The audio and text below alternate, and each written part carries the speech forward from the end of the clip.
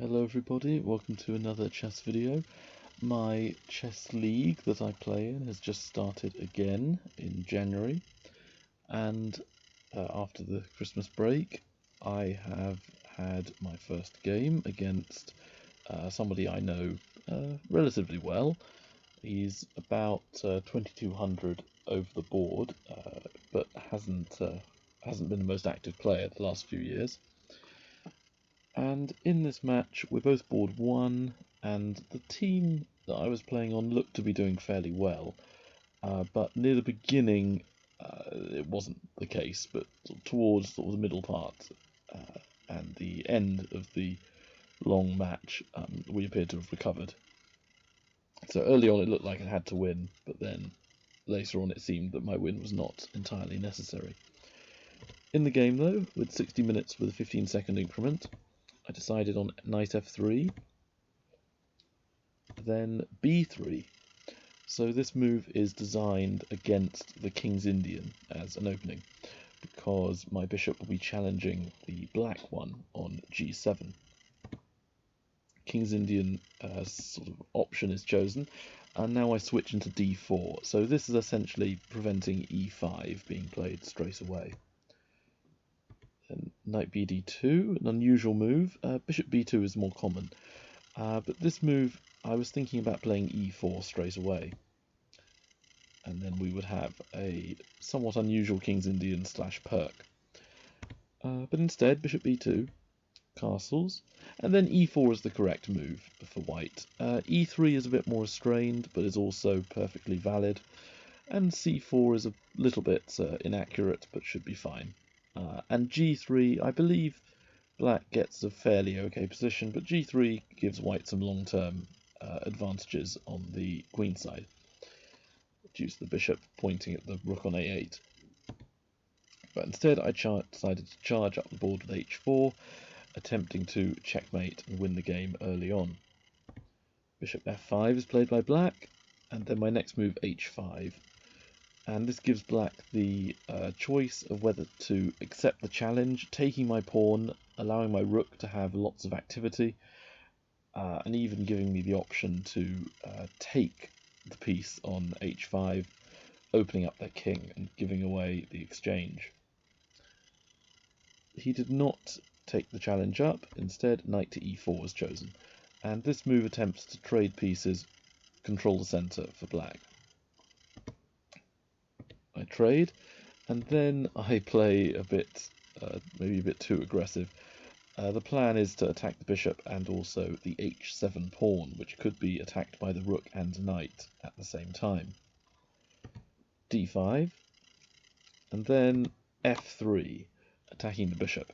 And the plan is that when the bishop moves back to f5, I can follow up with the move g4, or maybe even e4, continuing to attack the bishop, forcing it back, gaining loads of space.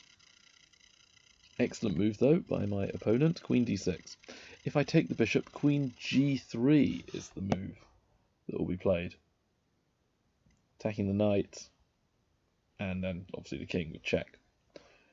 So in order for me to stop queen g3, rook h3 is played, then f5, and here if I take the bishop, black will take with the f pawn, and I don't know, the rook on f8 looks a bit awkward, difficult for me to defend against.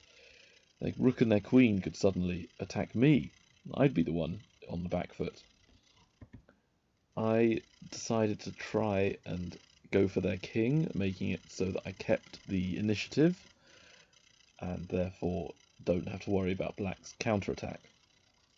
King takes, double check. And the best move is the surprising king takes pawn, which may appear obvious to some of you, but for me, bringing your king towards the center like this looks very dangerous. But the reason it's good is that the black king can take the pawn and then run back to its starting position on e8 and be very, very safe. With his move king g8, then he's a little boxed in by the pawn and rook. After I capture and he captures back, it's still giving white a very small advantage on the computer. e3, so I'm attempting to bring out my queen and my f1 bishop. Black goes after my pawn, preventing me from sort of launching the checkmating sequence. I was planning queen all the way to h7 with checkmate, but he does not allow me to do that maneuver.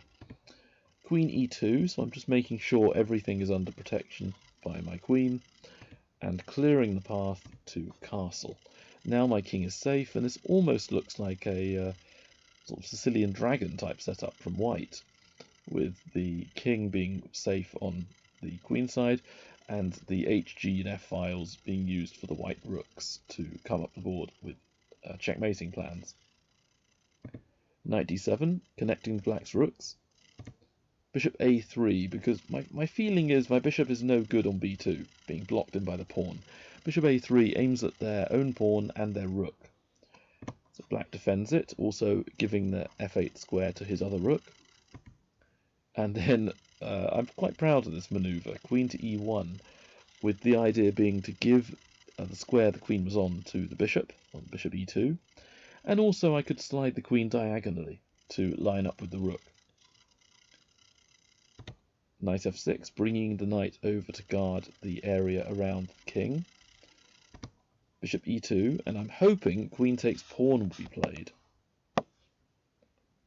because then I have rook g3 going for the queen, and he'll move out of the way, but then rook d2 is played, or will be played if he had done this. And if we give black a move like a5, which was played in the match, this a5 plan, can you see the move I would do to attack the black queen?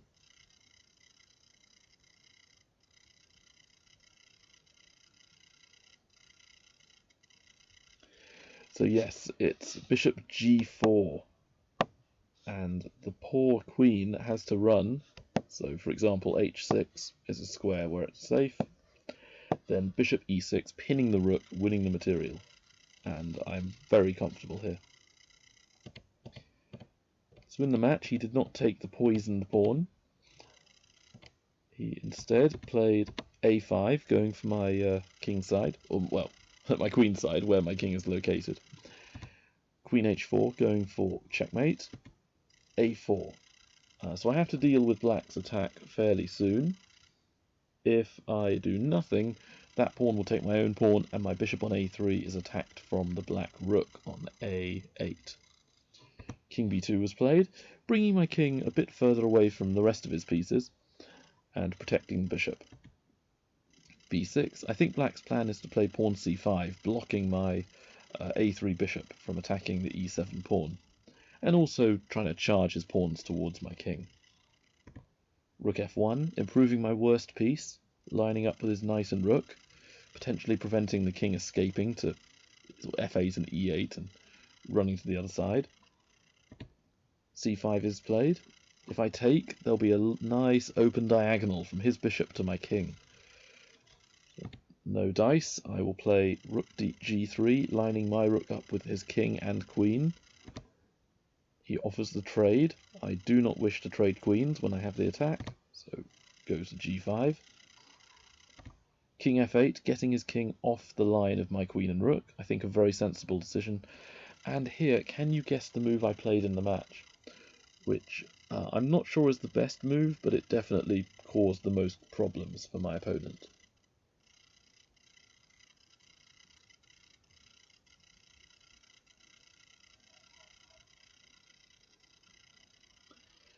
It is the exchange sacrifice. Rook takes f6. My thinking was that if pawn takes, then only his c5 pawn is standing in the way of my bishop putting the king in check.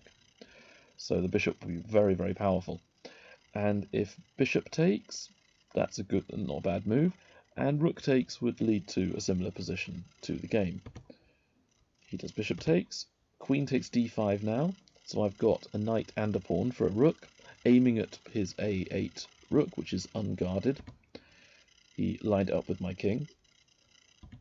Then attack his queen, force him to a worse position. So his queen drops back. Then bishop c4. So lining up with his rook and his queen. Bishop's beautiful on c4. It's been a problem piece all game, but now it starts to come into its own. And if black doesn't do anything, I could even take the rook with check. And what would end up happening is my queen and bishop would both be on f7 and be taken, but his rook and queen on f7 would be captured. So that way I would actually win rook for bishop, which I'd sacrificed earlier, and remain a pawn up. So he does c takes d4, trying to win back the material, get a pawn or two, and if his d-pawn moves again, I'll be in check. And I found a beautiful move here. I think the only move which gives white a clear advantage. Rook h6, leading to a very complicated position for black to solve. There's three main tactics I have. So if bishop g7 is played, then if the bishop goes away from e7, I can take it. If rook takes bishop, I will take the queen with checkmate. If king takes, there are several checkmates, but rook e6, queen d6, and then queen takes rook is mate. Bishop f6 to g7 is not the best move, but if he plays a move a bit different to that, for example, he could play, well, he could do several moves to be honest, but I have an alternative plan. So let's say c takes d3, d takes e3, sorry, check. I can do rook takes bishop. Pawn is not allowed to capture it because of the pin, and then after rook takes rook, I can capture the queen with checkmate. So the final move that he made in the game was queen g7 to guard the bishop and keep the bishop guarding the e7 pawn. It looks like I may have run out of steam. My rook is attacked, I have to deal with that. But can you see the amazing move I did to force resignation this turn?